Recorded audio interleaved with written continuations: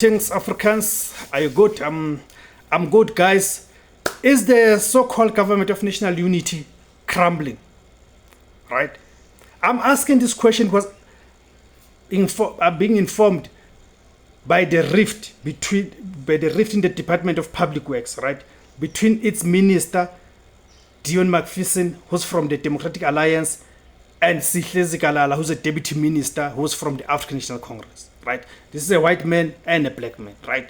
There's this rift, and this rift started when President Cyril Ramaphosa, signed that bill into a law, into an act, the Expropriation Act, right? When he signed it into an act.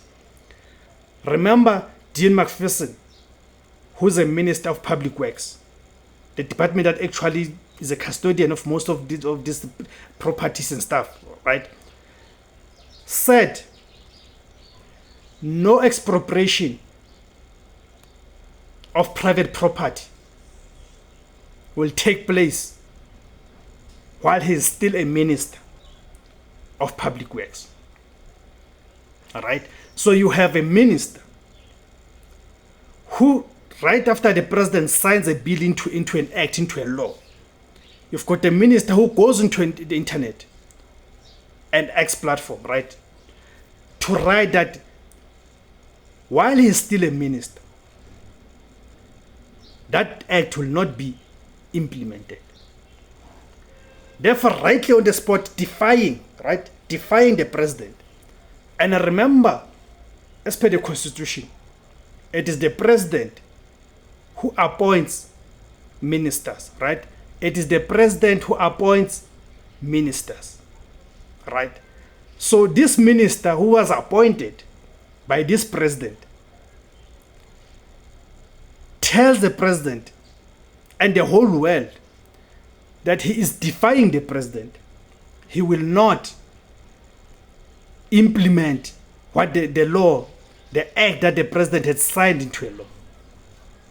All right.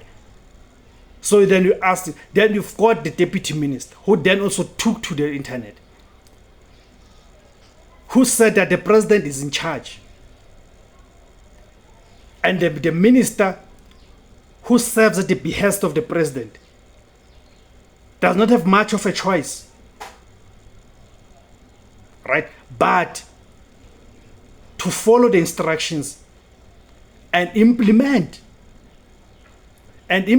what the president tells him to do.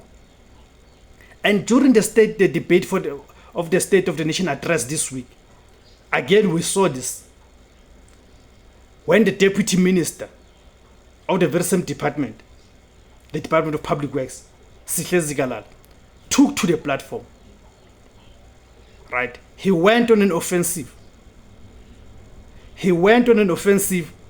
Against his principal, being the Minister of Public Works, Dion McPherson, of the Democratic Alliance, right? Where he came short of calling him out for being a racist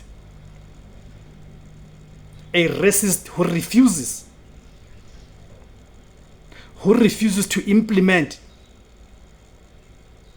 instructions and policies that are designed to bring about transformation and redress of the past injustices. Essentially, that's what Sihlezi Kalala was saying. So now you've got these two people serving in one department, going into different directions. What does that do? That brings about a paralysis into that Department of Public Works. Therefore, exposing just how much of a terrible idea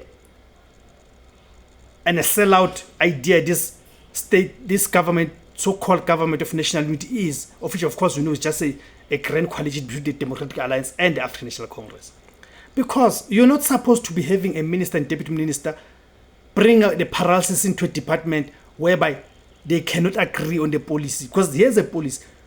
You rather have the differences where people do not agree on the implementation part, to say how to strengthen the implementation part to ensure that initially or ultimately the policy gets to be implemented the way it's supposed to be, and in the most effective way to ensure that policy brings about desired results that will bring about desired transformation into the country. But now it means for the next 5 years, we're going to have a state of paralysis in this department, and not only this department, but in most of the departments, because because you've brought together people who are hardcore racist, who are hardcore neoliberals, who want to preserve the interest of the white monopoly capital and its gotten wealth at the expense of the majority, the natives, right?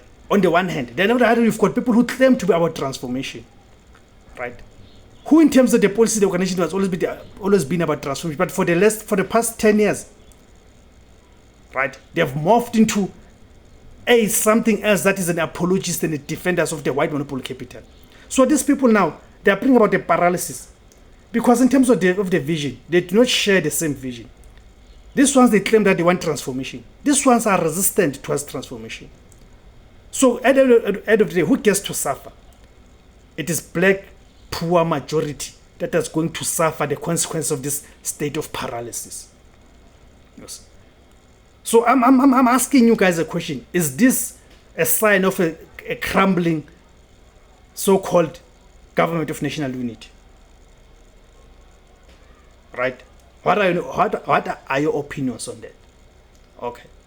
I'll leave it at that. Remember to share this video on the social media platforms. Remember to like, comment, and subscribe. And remember to click the notification button so each time I publish a video, you get notified. Let's grow the community. And you're always welcome to comment. Let me hear your views on the comment section below. Thank you very much, guys, my Africa.